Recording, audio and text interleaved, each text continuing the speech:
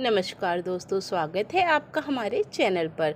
दोस्तों, आज मैं आपको कुछ ऐसी बातें बताने वाली हूँ जिसे यदि आप पितृपक्ष में मान लेते हैं तो दोस्तों आप सफल हो जाएंगे। और दोस्तों, यदि आपने इन बातों को पितृपक्ष में नहीं माना तो दोस्तों आपकी बर्बादी कोई नहीं रोक सकता।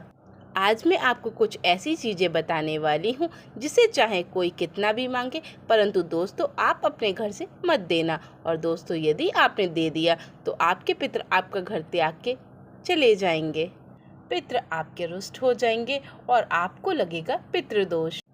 दोस्तों, आजकल के जीवन में उधार लेना और उधार देना बहुत ही छोटी सी बात हो गई है। और कोई व्यक्ति किसी को यदि उधार देता है तो और किससे उधार लेता है तो दोस्तों वह अपने इस मकसद से ही देता है कि आगे पता नहीं कब किसकी ज़रूरत पड़ जाए। और दोस्तों, कुछ व्यक्ति ऐसे होते हैं जो समाज की सेवा करने के लिए पैसे उधार दे देते हैं। यदि दोस्तों आप पितृपक्ष के दौरान आप उधार देते हैं और उधार लेते हैं तो आपके जीवन भर कंगाली चलती है और दोस्तों आपका घर बर्बाद हो जाता है। इसलिए दोस्तों हमें पितृपक्ष के दिनों में उधार नहीं लेना चाहिए। दोस्तों, पितृपक्ष में आप अपने घर की कोई भी कीमती चीज़ किसी व्यक्ति को ना दें जो चीज़ दोस्तों आपके पूर्वजों से जुड़ी हो, जैसे कि दोस्तों आपके आभूषण, आपके घर की कीमती वस्तुएं और दोस्तों आपके घर की पुरानी वस्तुएं। जो चीज़ें आपके पितरों से जुड़ी हुई हैं वे चीज़ें आप कभी भी किसी को ना दें। और दोस्तों खास करके पितृपक्ष में तो ये चीज़ें बिल्कुल भी ना दें। यदि आप इन चीज़ों को दे देते हैं तो आपका पितर आपका घर छोड़ के चले जाते हैं। दोस्तों, पितृपक्ष में आप भूलकर भी पूजा की सामग्री किसी को उधार ना दें।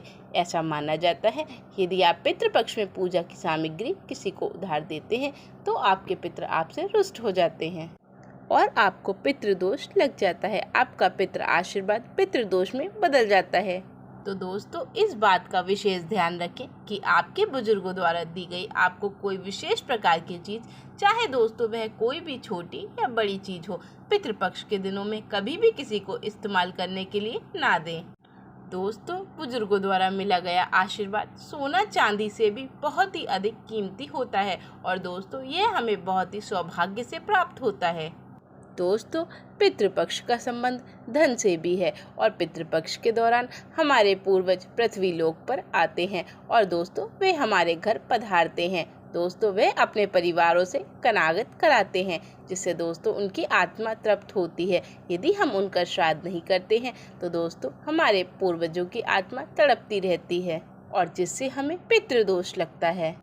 और यदि दोस्तों आपके पितर आपके घर में आते हैं और आपको आशीर्वाद देते हैं तो दोस्तों उनका आशीर्वाद हमें सुख समृद्धि देता है। तो आपको इस बात का विशेष रूप से ध्यान देना चाहिए कि पितृपक्ष के दौरान चाहे कोई भी व्यक्ति आपसे कितना भी पैसा मांगे परंतु आप उसे 1 रुपया भी उधार ना दें। यदि आप ऐसा करते हैं तो इससे आपके घर से लक्ष्मी चली जाती है। और दोस्तों आपको भी कभी भी किसी व्यक्ति से उधार नहीं लेना चाहिए। ऐसा माना जाता है यदि पितृपक्ष के दौरान हम उधार का लेन देन करते हैं तो हमारा पैसा वह कभी भी वापस नहीं आता और दोस्तों हमारा वह पैसा बर्बाद हो जाता है। दोस्तों इससे धन लेने वाला और देने वाला दोनों कर्जबंद हो जाते हैं और दोस्तों दोनों ही अपने परिवार में बहुत ही दुखी रहते हैं क्योंकि दोनों के पितर उन लोगों से नाराज हो जाते हैं। दोस्तों पितृपक्ष के दौरान हम अपने पितरों का तर्पण करते हैं, उन्हें जल दान देते हैं और उनका पिंडदान करते हैं। दोस्तों पितृपक्ष के दौरान सफ़ेद चीज़ों का दान करना अति लाभकारी होता है। यदि दोस्तों हम दूध, दही, खीर आदि का दान करते हैं तो दोस्तों हमारे पितर बहुत ही प्रसन्न होते हैं।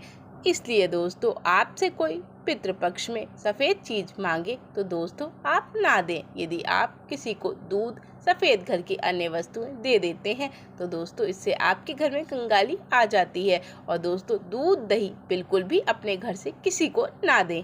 दोस्तों यदि आप पितृपक्ष में चावल में काले तिल मिलाकर दान करते हैं तो इससे आपका पितृदोष शांत हो जाता है और दोस्तों आपके घर में सुख समृद्धि वास करती है। यदि पितृपक्ष में आप गाय को रोटी पर देसी घी लगाकर गुड़ और काले तिल रखकर खिलाते हैं तो इससे हमारे पूर्वज बहुत अधिक प्रसन्न होते हैं और दोस्तों वे हमारा घर सुख समृद्धि से भर देते हैं।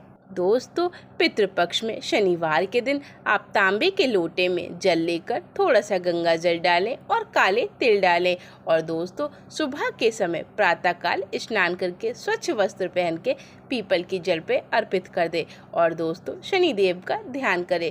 यदि आप इस दिन इस तरह से जल चढ़ाते हैं तो दोस्तों आपके पितृ आपसे बहुत अधिक प्रसन्न होते हैं और दोस्तों वह आपके घर में सुख समृद्धि का वास कराते हैं।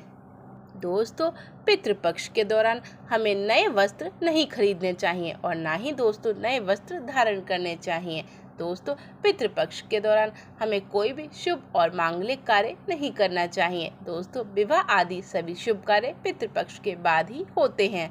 दोस्तों, यदि आप पितृपक्ष में किसी को कोई गिफ्ट देना चाहते हैं तो दोस्तों वह गिफ्ट ना दें। यदि आप किसी को ऐसे गिफ्ट देते हैं तो दोस्तों उसके साथ साथ आपका भी जीवन में दिक्कत आ सकती है।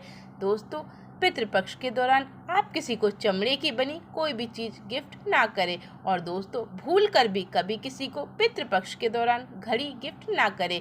यदि दोस्तों आपका समय खराब होगा तो आप उसे घड़ी गिफ्ट करेंगे, उसका भी समय खराब हो सकता है और दोस्तों यदि वह आपको घड़ी गिफ्ट करेगा तो दोस्तों उस आपका भी समय खराब हो सकता है। तो दोस्तों पितृपक्ष में उपहार में घड़ी देने और लेने से बिल्कुल बचें।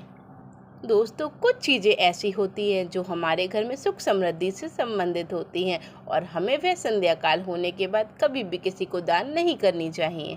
दोस्तों, यदि पितृपक्ष के दौरान आपसे शाम के समय में कोई नमक, चीनी, लहसुन, प्याज मांगने आए तो दोस्तों आप उसे साफ साफ मना कर दें और दोस्तों यह चीज़ें अपने घर की कभी भी किसी को ना दें।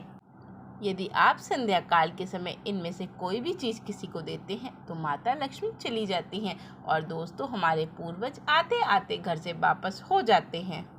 दोस्तों, हमारे हिंदू धर्म में दान पुण्य को बहुत अधिक महत्व दिया गया है और दोस्तों पितृपक्ष के दौरान आप इस प्रकार की 2 चीज़ें कभी भी खरीद के ना लाएं।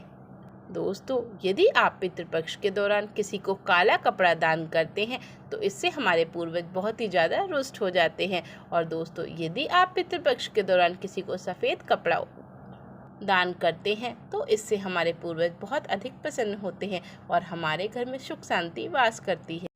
दोस्तों, ऐसा माना जाता है यदि आप पितृपक्ष में काला कपड़ा दान करते हैं तो इससे आपको पितरों का श्राप लगता है और दोस्तों आपके घर में बर्बादी शुरू हो जाती है। दोस्तों, पितृपक्ष के दौरान आप किसी को कटे फिटे पुराने कपड़े कभी भी दान ना दें। यदि आप ऐसा करते हैं तो सामने वाले व्यक्ति के जीवन में कंगाली आ जाती है। तो दोस्तों इस बात का आप विशेष रूप से ध्यान रखें कि पितृपक्ष के दौरान आप अपने पहनने के लिए वस्त्र कभी ना खरीदें और दान के लिए वस्त्र अवश्य खरीदें। दोस्तों, पितृपक्ष के दौरान आप अपने घर की समृद्धि से संबंधित ये मसाले और यह चीज़ें कभी भी किसी को ना दें।